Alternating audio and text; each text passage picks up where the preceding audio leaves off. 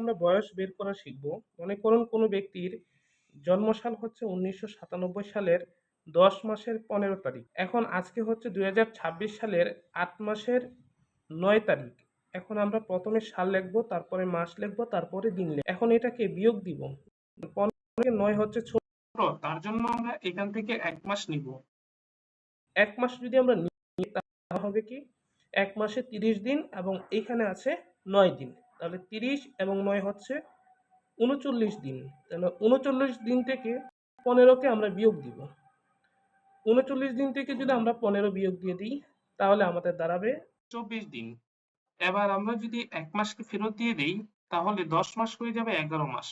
এখন দেখেন যে ৮ মাস, তাহলে এখান থেকে ১ বছর নিব। ১ বছর মানে ১২ মাস।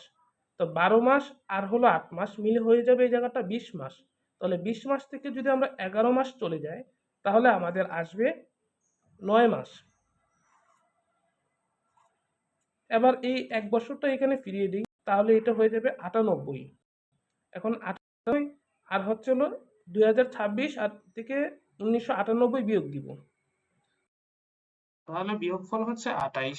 ২৮ বছর ৯ মাস এবং ২৪ দিন। প্রিয় শিক্ষার্থী বন্ধুরা, এখন আমরা আরেকটা অঙ্ক করব, যেখানে বর্তমানে সাল হলো ২০২৬ সালের ৮ মাস ৯ দিন এবং তার জন্মসালটা হচ্ছে ২০১৫ সাল ৫ মাস ২০ দিন।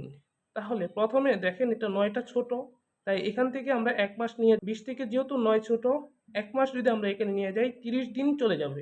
তাহলে ৩০ আর ৯ হচ্ছে ৩৯। সেখান থেকে ২০ দিন বিয়োগ হয়ে যাবে। ৩৯ দিন থেকে ২০ দিন চলে গেলে আমাদের হবে ১৯ দিন। আর এখানে ১ মাস ফেরত দিয়ে দেব, তাহলে সেটা হয়ে যাবে ৬ মাস। ৮ মাস থেকে ৬ মাস চলে গেলে হচ্ছে ২ মাস। ৬ থেকে ৫ চলে গেলে ১, ২ থেকে ১ গেলে ১, অর্থাৎ ১১ বছর ২ মাস ১৯ দিন।